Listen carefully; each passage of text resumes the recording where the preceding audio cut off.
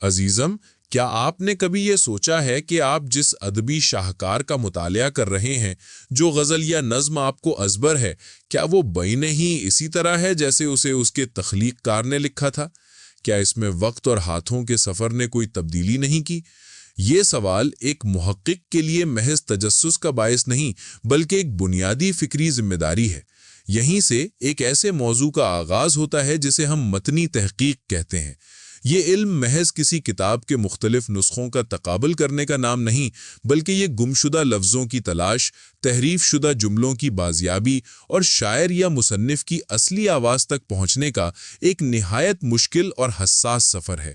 یہ ایک ایسا کام ہے جہاں آپ کو قلم تھامنے سے پہلے اس بات کا یقین کرنا ہوتا ہے کہ آپ جس بنیاد پر اپنی علمی عمارت کھڑی کرنے جا رہے ہیں وہ مضبوط اور قابل اعتماد ہے۔ اردو اور فارسی ادب کی تاریخ میں قلمی نسخے ہی اصل ماخذ کا درجہ رکھتے تھے۔ ان کی نقول تیار کرنے کا کام کاتبوں کے ہاتھوں میں تھا، اور انسان ہونے کے ناطے ان سے غلطیوں کا ہونا فطری تھا۔ کبھی لاشعوری طور پر تو کبھی جان بوجھ کر الفاظ اور جملے بدل دیے جاتے تھے۔ اسی طرح زبانی روایت کے ذریعے ایک نسل سے دوسری نسل تک منتقل ہونے والا کلام بھی اکثر تحریف کا شکار ہو جاتا تھا۔ ایک محقق کی حیثیت سے آپ کی ذمہ داری یہ ہے کہ آپ ان تمام ممکنہ خامیوں کو دور کر کے اصل اور مستند متن تک پہنچیں۔ اگر متن ہی ناقص ہو تو اس پر کی جانے والی تنقیدی، فکری یا لسانی تحقیق بھی کمزور بنیادوں پر کھڑی ہوگی۔ لہٰذا متنی تحقیق کا کام کسی بھی سنجیدہ ادبی تحقیق کی پہلی اور سب سے اہم سیڑھی ہے۔ متنی تحقیق کا سب سے پہلا مرحلہ نسخوں کی تلاش ہے۔ آپ کو اپنے موضوع سے متعلق تمام دستیاب مخطوطات اور قدیم مطبوعہ نسخوں کو تلاش کرنا ہوگا۔ یہ نسخے اکثر مختلف کتب خانوں یا نجی مجموعوں میں موجود ہوتے ہیں۔ ایک بار جب آپ تمام نسخے جمع کر لیں تو دوسرا اور سب سے اہم مرحلہ ان کا تقابل ہے۔ اس مرحلے میں آپ ایک ایک لفظ اور ایک ایک حرف کا آپس میں موازنہ کرتے ہیں اور تمام اختلافات کو ایک جگہ درج کر لیتے ہیں۔ یہ اختلافات کئی وجوہات کی بنا پر ہو سکتے ہیں۔ کبھی کاتب کی غفلت یا لاپرواہی کی وجہ سے لفظ چھوٹ جاتا ہے، کبھی وہ کسی دوسرے لفظ سے بدل جاتا ہے، اور کبھی کاتب کی اپنی فکری وابستگی کی وجہ سے اصل متن میں اضافہ کر دیا جاتا ہے۔ اس تقابل کے دوران آپ کو کئی مزید مشکلات کا سامنا کرنا پڑتا ہے۔ سب سے بڑی رکاوٹ قدیم خطاطی اور شکستہ طرز تحریر کو سمجھنا ہے۔ کئی بار کاتبوں کی تحریر اس قدر الجھی ہوئی ہوتی ہے کہ ایک عام قاری کے لیے اسے پڑھنا ناممکن ہوتا ہے۔ اس کے علاوہ ایک محقق کو تصحیف یعنی نقطوں کی غلطی اور تحریف جیسی باریکیوں کو بھی سمجھنا ہوتا ہے۔ یہ وہ غلطیاں ہیں جہاں صرف ایک نقطے کے فرق سے ایک لفظ کا مطلب مکمل طور پر بدل جاتا ہے، مثلاً بنا سے بتا۔ یہ باریکیاں ہی متنی محقق کے حقیقی علم اور مہارت کا امتحان لیتی ہیں۔ تقابل کے بعد اگلا مرحلہ متن کی تدوین اور اصلی متن کا تعین کرنا ہے۔ یہ ایک نہایت نازک اور فکری کام ہے جس میں محض زیادہ تعداد والے لفظ کو درست سمجھ لینا کافی نہیں ہوتا۔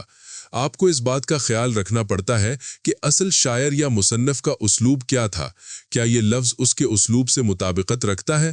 اس کے علاوہ قدیم ترین نسخہ ہمیشہ درست نہیں ہوتا۔ کبھی ایسا بھی ہوتا ہے کہ ایک بعد میں لکھا گیا نسخہ زیادہ درست ہو سکتا ہے، کیونکہ وہ کسی مستند نسخے سے نقل کیا گیا ہو۔ ان تمام مشکلات کے باوجود ایک محقق کو دلائل کی بنیاد پر ایک ایسا متن تیار کرنا ہوتا ہے جو ہر ممکن حد تک اصل تخلیق کے قریب ہو۔ متنی تحقیق کرتے وقت چند غلطیوں سے بچنا بہت ضروری ہے۔ ایک بڑی غلطی یہ ہے کہ آپ محض قدیم ترین نسخے کو سب سے زیادہ مستند سمجھ لیں۔ دوسری غلطی مصنف کے اسلوب اور اس کی زبان سے مکمل واقفیت نہ ہونا۔ ایک لفظ بظاہر تو درست لگ سکتا ہے مگر وہ شاعر کے اسلوب سے میل نہ کھاتا ہو۔ تیسری غلطی آسان عبارت کو درست مان لینا۔ اکثر محقق اس متن کو ترجیح دیتے ہیں جو پڑھنے میں زیادہ آسان یا قابل فہم ہو، جبکہ یہ ممکن ہے کہ شاعر کا اصل بیان اس سے زیادہ پیچیدہ یا مختلف ہو۔ ایک محقق کے لیے متنی تحقیق کی اہمیت کو سمجھنا بہت ضروری ہے۔ ایک معمولی سی غلطی پورے مفہوم کو تبدیل کر سکتی ہے۔ مثال کے طور پر کسی شعر یا جملے میں اگر درد، جس کا مطلب دکھ ہے، کا لفظ غلطی سے گرد یعنی دھول لکھ دیا جائے تو پورا فکری اور جمالیاتی تناظر بدل جائے گا۔ یہ ایک چھوٹی سی غلطی متنی تحقیق کی اہمیت کا ثبوت ہے کہ ایک حرف بھی پورے معانی کو بدل سکتا ہے۔ عزیزم، متنی تحقیق کا کام محض پرانی کتابوں کو چھاننا نہیں ہے، بلکہ یہ اپنے ماضی سے گہرا اور فکری مکالمہ ہے۔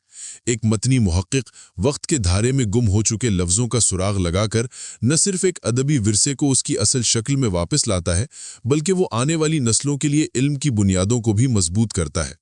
یہ کام آپ کو سکھاتا ہے کہ علم کی حفاظت میں کی جانے والی معمولی سی محنت بھی کتنی عظیم ہو سکتی ہے۔ یہ ایک ایسی خاموش کاوش ہے جو بے نام و گمنام لوگوں کی غلطیوں کو سدھار کر ایک عظیم تخلیق کو اس کا اصل حق دلاتی ہے۔ جب آپ اپنی تحقیق کے پیش لفظ میں یہ لکھیں گے کہ آپ نے ایک صدیوں پرانے متن کو بحال کیا ہے، تو یہ صرف ایک علمی کامیابی نہیں ہوگی، بلکہ یہ ایک ایسا اطمینان ہوگا جو کسی اور کام سے حاصل نہیں ہو سکتا۔ یہ سفر آپ کو قلم کی حرمت اور اس کے ساتھ جڑی تاریخی ذمہ داری کا احساس دلائے گا۔ آپ کا قلمی سفر جاری و ساری رہے، نیک تمناؤں کے ساتھ۔